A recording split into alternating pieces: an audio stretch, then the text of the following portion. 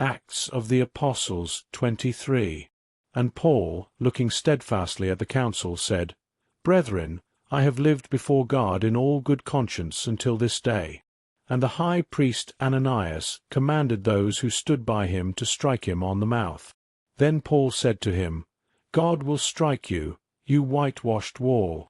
Are you sitting to judge me according to the law? Yet you command me to be struck contrary to the law. And those who stood by said, Do you revile God's high priest?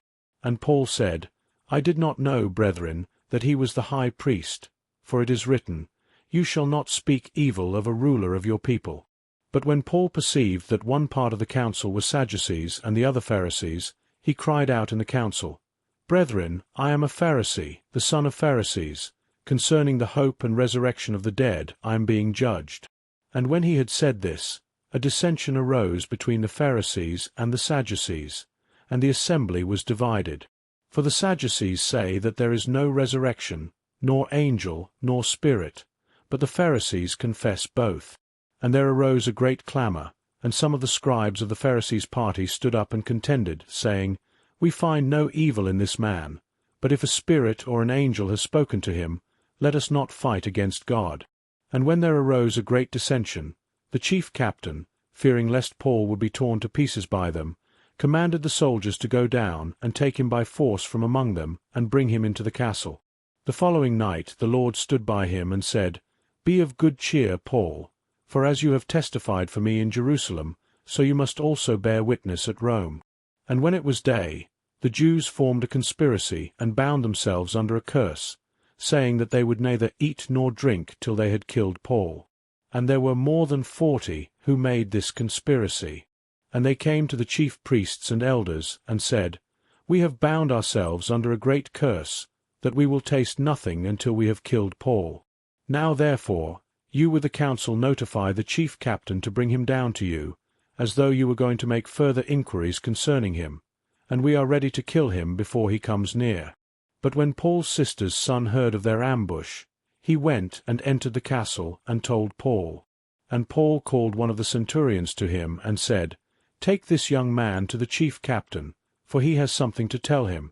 So he took him and brought him to the chief captain, and said, Paul the prisoner called me to him and asked me to bring this young man to you, who has something to say to you. Then the chief captain took him by the hand and went aside, and asked him privately, What is it that you have to tell me? And he said, The Jews have agreed to ask you to bring Paul down to the council tomorrow, as though they were going to inquire more fully concerning him. But do not yield to them, for more than 40 men lie in wait for him, who have bound themselves with an oath not to eat or drink until they have killed him, and now they are ready, waiting for the promise from you. So the chief captain let the young man go, charging him, Tell no one that you have revealed these things to me. And he called for 2 centurions and said, Prepare 200 soldiers to go as far as Caesarea, and 70 horsemen, and 200 spearmen, at the 3rd hour of the night, and provide mounts to set Paul on, and bring him safely to Felix the governor.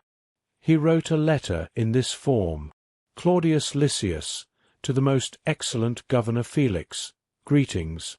This man was seized by the Jews, and was about to be killed by them, when I came upon them with the soldiers and rescued him, having learned that he was a Roman.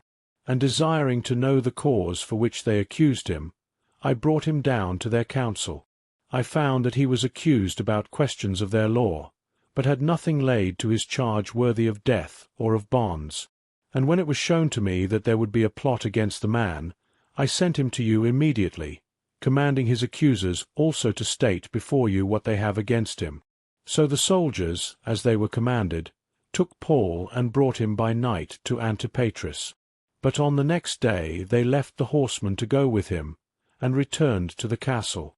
When they came to Caesarea and delivered the letter to the governor, they also presented Paul to him. And when the governor had read it, he asked what province he was from.